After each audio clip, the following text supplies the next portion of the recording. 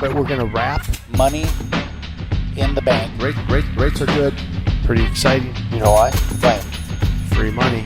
You understand what I'm saying? Hey, welcome back. Thanks for staying with us. This is your Real Estate Chalk Talk. 612-627-8000. Kelvin Kaemingk, the money man, is here. He's going to explain to me the contradiction in the newsletter that he sent me, where we've got stories that seem to contradict one another. Just giving you an overview of what's in the market right now. Yeah, so we got existing home sales and a 5-month skid. All right, so existing home sales are flat. Nope, they've ended their skid, which would mean that they're increasing. Okay, I don't know if it said increasing, just they're no longer declining. So we said in our last segment, we said it was 4.3.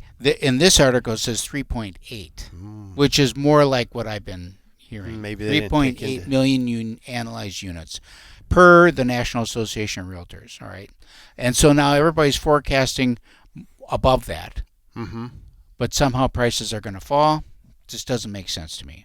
Doesn't make sense to me. All right. New home sales plunged to the lowest level in a year. This is new homes. This is an article, one of the segments in your newsletter, Kelvin, that you send to me, which I actually like. It's actually really good. It is very good.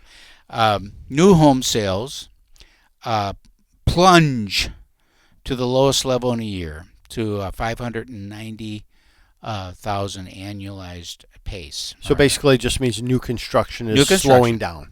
New construction plunges. All right. Where's that article from? Who wrote that one? That doesn't say. Okay. So now we have in the next little article in your newsletter, it says improving housing conditions in 2024. Nice. Confidence among home builders end a 4-month slide. Yes. Confidence for 2024. Always coming in the new year, good attitude. All right. So then the reversal. So on one article you say that the new home sales are plunging, which is a bad thing. Arrow down. Yep. The next article is improving housing conditions for new construction. Arrow feeling up. good. So being positive. In the same newsletter. Yeah, but speaking life, speaking truth to the future. Yeah, you would like that. Yeah. And then the next article, housing starts hit 6-month high. Housing starts. New housing formation hitting a 6-month high. So with that, I mean, I've got articles here from your newsletter, Mr. Yeah. King, Oh, yeah. all indicating that home prices should have a good base and improving over the course of the next 12 months. And yet you say that home prices are going to be flat. I say there'll be less than 1% Less increase. than 1%. Just so, because this is the money segment, we always want to capture it because we use it. You predict a 3% increase in pricing, but I think we'll be less than 1%. I think that we're going to see the first quarter be flat. I think we've already seen our increase, which is none, because the home prices have been flat for 3 months already. And they'll continue to roll forward until we see the impact of that reduction in interest rates. Do you think people are still you use the term over their skis when listing a home and pricing? Do you think people are in your industry like backing off a little bit so we're getting better prices coming on because you're seeing so much price reduction? I think that yes. Okay. I think that the smart agent who's doing a good job of consulting with his client is being very careful about pricing. Okay. Because there has been no increase, no change, relatively speaking, in the last 6 months. So whatever it was 6 months ago, that's what it is today.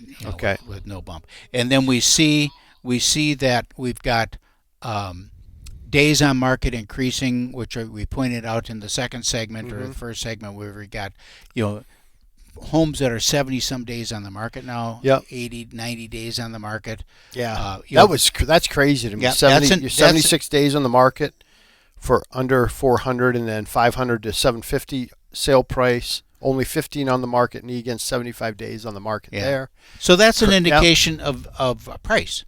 Yep. Because it's over 2 months, Keith. I know that sounds weird. Because why? You look at the pendant sales, the ones that have sold, their days on the market are 40.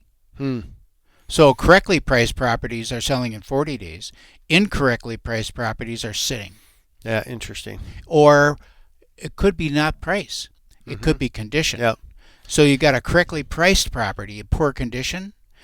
It's all perception of the buyer. So the buyer's looking at that, and their perception is, well, this thing is, for this amount of money, it should have new carpet, fresh paint, new appliances. You know what I mean? Updated bath fixtures, maybe some light fixtures that aren't 30 years old. Yep. That's the expectation. At a lower price, they'll be more forgiving with that stuff. But when you're pricing it as if it was all fixed up, but it isn't, it's going to sit there. Yep. Yeah, for sure. Well, let's get into some predictions for mortgage rates for next year. So again, in the same article from BAM, it had mortgage rate predictions from Fannie Mae, Realtor.com, Redfin, National Association of Realtors. Everybody has their opinion, but the consensus is high sixes. And high sixes. High sixes, 6.7, 6.8, 6.8, 6.3. Now, is that enough? Now, I read from the MBA that they said that it's got to be 2%. That if we see a 2% drop, then you're going to really see some refis kick in. And some one point, you're right on the border of saving a point. So if you were like this week though, I locked somebody at 6 1/8. Now that's them paying a point, one discount. So. But with what we can give, and so we're at 6 1/8. That's pretty attractive. Yeah. It's like, wow, okay, that feels better. That feels right. Good.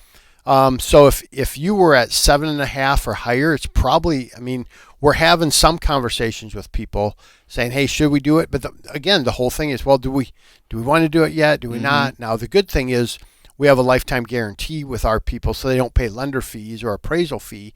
But there's still some title charges. There's still Minnesota recording. There's still fees. Some costs there. Right. And you're flipping the escrows and stuff like that. But it's starting to come a little bit. But I was shocked a little bit that everybody's prediction. I'm looking here at the Mortgage Bankers Association as well.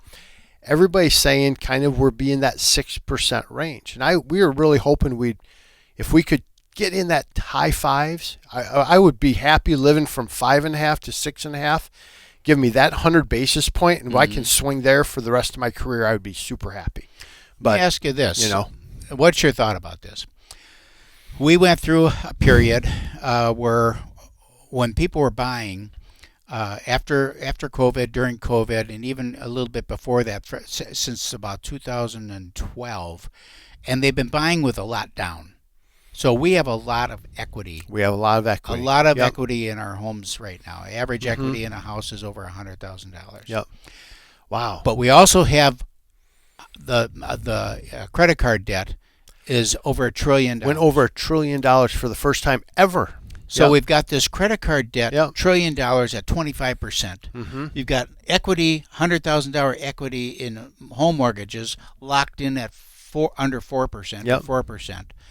Does it make sense now for people to say, look, rates are now going to be in the low sixes. I can get a rate in the low or mid sixes. Do I bump it up 1.5 or so on my mortgage and get rid of this 25% number? Use some of that equity there. I'm still in a relatively good debt to equity position, but my monthly nut has come down substantially, dramatically. Yep.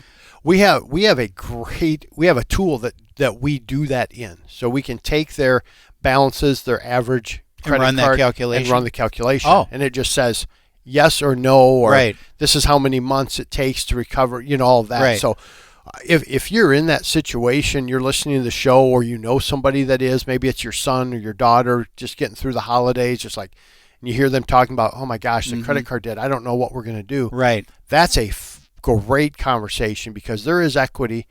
And I did one yesterday, Keith, where it was somebody called in on an investment property because their property taxes went up so much in St. Paul, and their homeowner's insurance went through the roof. Wow. So now this is an investment property. Yep. They're renting it out. You can only increase your rent by 3% in St. Paul, and now they're underwater cash flow wise because they rented out it was pretty tight one, and then they get that increase and they're like, So what can you do for them on that situation? Cash out. We're doing a rate and term refinance, 5.99 on a 15-year. Okay. Great deal. But now what rate are they in now? 6.375. Okay, so their rate is actually, so they went from 15-year. No, they were in a 15-year at 6.375. Now I can get them a 15-year for 5.99. Oh. So I'm like, hey, this is okay. Yep. This is okay. Oh, and by the way, no lender fees, no appraisal fee. Let's rock and roll.